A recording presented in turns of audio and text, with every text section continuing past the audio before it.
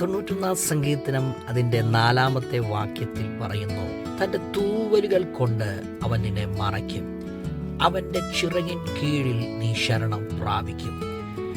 അവൻ്റെ വിശ്വസ്തത നിനക്ക് പരിചയും പലകയുമാകുന്നു. അതേ ദൈവമക്കളെ, ഈ വാക്യത്തിൽ തന്നെ പറയുന്നു, അവൻ തൻ്റെ തൂവലുകൾ കൊണ്ട് അവൻ നിന്നെ മറയ്ക്കും.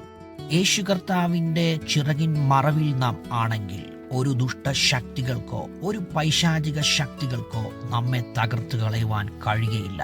അതേ പ്രിയപ്പെട്ടവരെ, ഒരു കോഴി തൻ്റെ കുഞ്ഞുങ്ങൾ മുട്ടയിൽ നിന്ന് വിരിഞ്ഞു പുറത്തു വരുമ്പോൾ അതിനെ സംരക്ഷിക്കുന്നത് നാം കണ്ടിട്ടുണ്ടോ?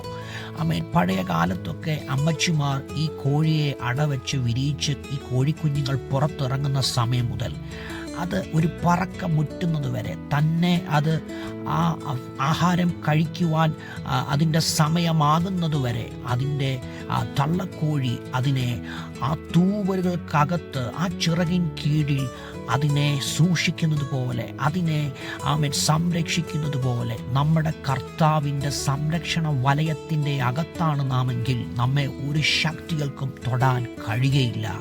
എന്നാൽ ചില സാഹചര്യങ്ങളിൽ ഈ കോഴിക്കുഞ്ഞുങ്ങളിൽ ചിലത് അമ്മയുടെ അടുത്തു നിന്നും അല്പം ദൂരെ മാറിപ്പോകുമ്പോൾ ഇതിനെ തട്ടിക്കൊണ്ടുപോകുവാൻ, ഇതിനെ റാഞ്ചിക്കൊണ്ടുപോകുവാൻ പരുന്തും കാക്കയും സ്തോത്രം റാഞ്ചൽ പക്ഷികളും കടന്നു വരും. അതിൻ്റെ ജീവൻ പോലും ചില സാഹചര്യങ്ങളിൽ അപകടത്തിലാകും. അതേപോലെയാണ് പ്രിയപ്പെട്ടവരെ നമ്മുടെ അനുഭവം. കർത്താവിൻ്റെ സംരക്ഷണ വലയത്തിൻ്റെ അകത്ത് നിന്ന്, ആ ചിറകിൻ മറവിൽ നിന്ന് നാം ദൂരെ മാറി സഞ്ചരിച്ചാൽ അപകടം പതിയിരിപ്പുണ്ടെന്നുള്ളൊരു കാര്യം നമ്മൾ മറന്നു പോകരുത്.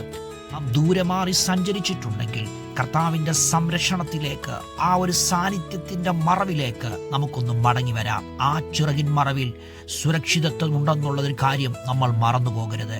ആ ഒരു സുരക്ഷിതത്തിൻ്റെ മറവിൽ നാം ആണെങ്കിൽ ഒന്നിനും നമ്മെ തകർത്ത് കളയുവാൻ കർത്താവ് അനുവദിക്കത്തില്ല. ഈ വചനം ഏറ്റെടുക്കുക. കർത്താവിൻ്റെ സുരക്ഷിതത്വത്തിൽ ആ ഒരു ചിറകിൻ മറവിൽ മറയുക. കർത്താവ് നിങ്ങളെ എല്ലാവരെയും അനുഗ്രഹിക്കട്ടെ. ആമേൻ.